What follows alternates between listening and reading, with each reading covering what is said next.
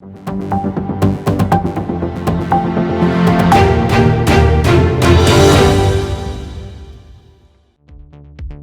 भर में कोरोना के हालात को लेकर सोमवार को स्वास्थ्य मंत्रालय ने प्रेस कॉन्फ्रेंस की, जिसमें एम्स के निदेशक डॉक्टर रणदीप गुलेरिया ने कहा कि कोविड की शुरुआत में सीटी स्कैन करने का कोई फायदा नहीं। उन्होंने कहा कि एक सीटी से 300 एक्सरे के बराबर रेडिएशन होता है, इससे कैंसर का खतरा बढ़ जाता है। चेस्ट एक्सरे के बाद ही जरूरत पड़ने पर डॉक्टर उचित परामर्श दे सकते हैं कि सीटी करने की जरूरत है या नहीं। एम्स निदेशक डॉक्टर गुलेरिया ने कहा कि जो भी मरीज बार बार सीटी स्कैन करा रहे हैं वो जान ले कि वो एक बड़ा खतरा मोल ले रहे हैं।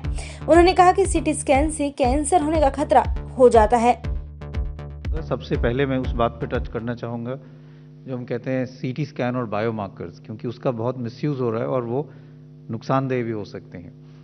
तो अगर हम देखें तो सीटी स्कैन आजकल बहुत ज़्यादा लोग करा रहे हैं और ये सोचते हैं कि जब भी उनकी कोविड पॉजिटिव रिपोर्ट आई तो एकदम सीटी करा लें। सबसे मैं पहले ये कहना चाहूँगा कि शुरू में सीटी कराने का कोई फ़ायदा नहीं है। माइल्ड जो आपको अगर इन्फेक्शन है, माइल्ड कोविड है, तो सीटी से कोई फ़ायदा नहीं है। सीटी में कुछ पैचेस आएंगे। कई स्टडीज़ हुई हैं, एक स्टडी हुई है जिन्होंने एसिम्प्टोमेटिक लोगों में सीटी देखा और ये पाया कि 30 से 40% एसिम्प्टोमेटिक लोग जिनको कोई लक्षण नहीं है, सिर्फ उनका कोविड पॉजिटिव है, उनके सीटी में भी कुछ पैचेस आते हैं और वो अपने आप बिना ट्रीटमेंट के ख़त्म हो जाते हैं। तो इसलिए सीटी कराने का कोई फ़ायदा नहीं है, स्पेशली अगर आपको माइल्ड इलनेस है, आप होम आइसोलेशन पे हो और आपकी सैचुरेशन ठीक है और कोई ऐसे कोई लक्षण नहीं है।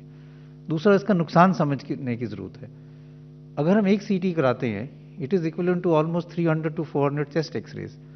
आपने एक सीटी कराया तो आप ये समझ लें कि आपने अपने 300 एक्सरे करा लिए चेस्ट के। और ये भी डेटा है IAEA का भी, इंटरनेशनल एटॉमिक एनर्जी कमीशन का भी डेटा है, जो रेडिएशन प्रोटेक्शन इन मेडिसिन की बात करते हैं, कि बार बार स्पेशली यंगर एज ग्रुप में सीटी कराने से risk of cancer in later life increases. तो आप अपने आप को नुकसान ही ज़्यादा करा रहे हैं जब उसकी ज़रूरत नहीं है, क्योंकि आप अपने आप को रेडिएशन एक्सपोजर कर रहे हैं और उससे बाद में कैंसर होने का चांस बढ़ सकता है। डॉक्टर गुलेरिया के मुताबिक अगर आप कोरोना पॉजिटिव हैं मगर आपको सांस लेने में कोई परेशानी नहीं हो रही, आपकी ऑक्सीजन लेवल बिल्कुल ठीक है और तेज बुखार नहीं आ रहा, तो बिल्कुल घबराने की जरूरत नहीं है। उन्होंने कहा कि ना ही पॉजिटिव मरीज को ज्यादा दवाएं लेनी चाहिए, ये दवाएं उल्टा असर करती हैं और मरीज की सेहत खराब होने लगती है। उधर दिल्ली सरकार अब ऑक्सीजन की सप्लाई के लिए सेना की मदद मांग रही है।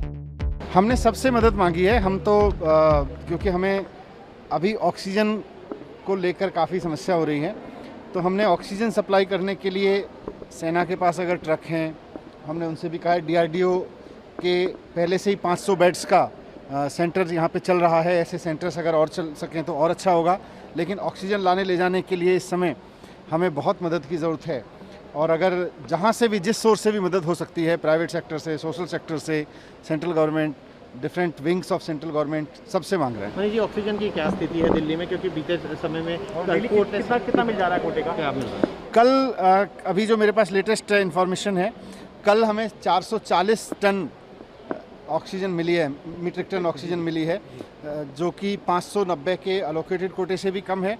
और इनफैक्ट दिल्ली में, जैसा मैंने कहा कि एट प्रेजेंट हमें 700 से ज़्यादा मीट्रिक टन चाहिए और धीरे धीरे हमें बेड भी बढ़ाने, तो हमें 976 मीट्रिक टन ऑक्सीजन की ज़रूरत है। एम्स निदेशक ने कहा है कि होम आइसोलेशन में रह रहे लोग अपने डॉक्टर से संपर्क करते रहें। सैचुरेशन 93 या उससे कम हो रही है, बेहोशी जैसे हालात हैं, छाती में दर्द हो रहा है, तो एकदम डॉक्टर से संपर्क करें।